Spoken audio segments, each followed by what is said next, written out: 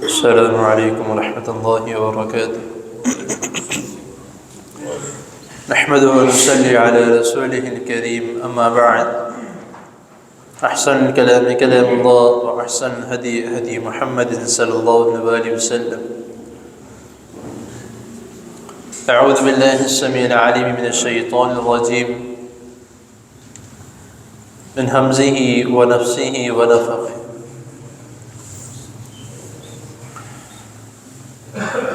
فمن كان منكم مريضا أو على سفر فعدة من أيام أخر يريد الله بكم اليسر ولا يريد بكم العسر ولتكملوا العدة ولتكبروا الله على ما هداكم ولعلكم تشكرون. صدق اللہ العظیم. حضرات محترم، پچھلی نشست میں فدیے کے متعلق چند باتیں آپ کے سامنے بیان کی گئی تھی. تو آج اس سے تھوڑا ہٹ کے دعا کے متعلق بات کرنی تھی، لیکن جو پیچھے ویڈیو بنائی گئی تھی اور آپ سب کو علم ہے جو یوٹیوب پہ لگائی جاتی ہے، تو وہاں پر ایک دو بہنوں نے کچھ سوال کیے تھے، تو اس کی وضاحت میں اس طرح میں کر دو کہ ایک نے پوچھا کہ اگر کوئی عورت روزے کی حالت میں ہے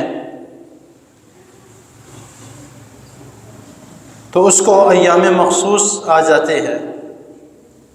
اس کا دن شروع ہو جاتے ہیں، تو جس دن وہ روزے میں ہے تو وہ دن جو ہے وہ روزوں کی گنتی میں گنے گی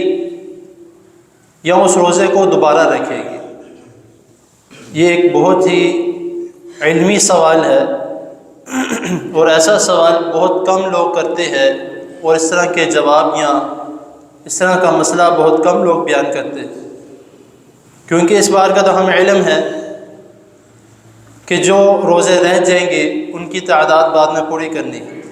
لیکن جو روزہ آدھا ہو گیا ہے لیکن اس وقت یہ مسئلہ شروع ہو گیا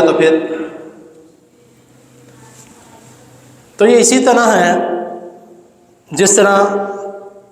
کوئی شخص نماز پڑھا ہے اور اس کی ہوا خارج ہو جاتی ہے، اس کا وضو ٹوٹ جاتا ہے، تو وہ دوبارہ وضو کر کے نئی سرے سے نماز پڑھے گا. تو یہ طریقہ کار بھی اسی طرح ہے. جس روزے میں ایام مخصوص کے دن شروع ہوئے ہیں وہ روزہ بعد میں اس کی قضا پوری کی جائے گی، وہ روزہ روزوں کی گنتی میں نہیں آئے گا. اسی طرح اگر کوئی عورت حاملہ ہے، وہ روزہ رکھ لیتی ہے لیکن خدا نخواستہ اس کی طبیعت خراب ہو جاتی ہے، وہ روزہ توڑ دیتی ہے، تو وہ والا روزہ بھی اس کی گنتی میں نہیں آئے گا، بعد میں اس کو دوبارہ رکھنا پڑے گا. تو کچھ لوگ جو ہیں وہ جب اس طرح کے کوئی کمنٹ دیکھتے ہیں یا کوئی اس طرح کا سوال دیکھتے ہیں تو وہ کہتے ہیں یہ بھی کوئی سوال کرنے والا ہے یا یہ بھی کوئی بات پوچھنے والی ہے، انسان کو خود کو عقل ہونی چاہیے. بہت سے ایسے مسائل اور بہت سے ایسے سوال یا بہت سے ایسے دین کے معاملات ہیں جن کے متعلق انسان خود جج نہیں کر سکتا، تو وہ کسی اور سے پوچھتا ہے کہ کس طرح ہے، کیا کرنا ہے. تو اللہ رب العزت نے دین میں بہت آسانیاں پیدا کی ہیں،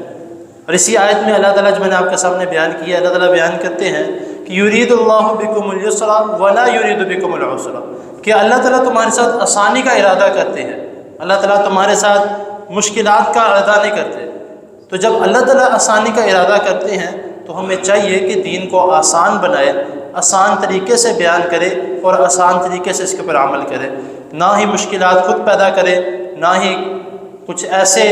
لوگوں کے پاس جا کے اپنے لیے مشکل بنائے جو سوال کو الٹ ملٹ کر کے اس کا کوئی جواب نہیں دیتے. اللہ تعالیٰ کے حضور دعا ہے اللہ تعالیٰ ہمیں جو سنا اس کو سمجھنے کے، اس پر عمل کرنے کی توفیق عطا فرمائے. جزاکم اللہ.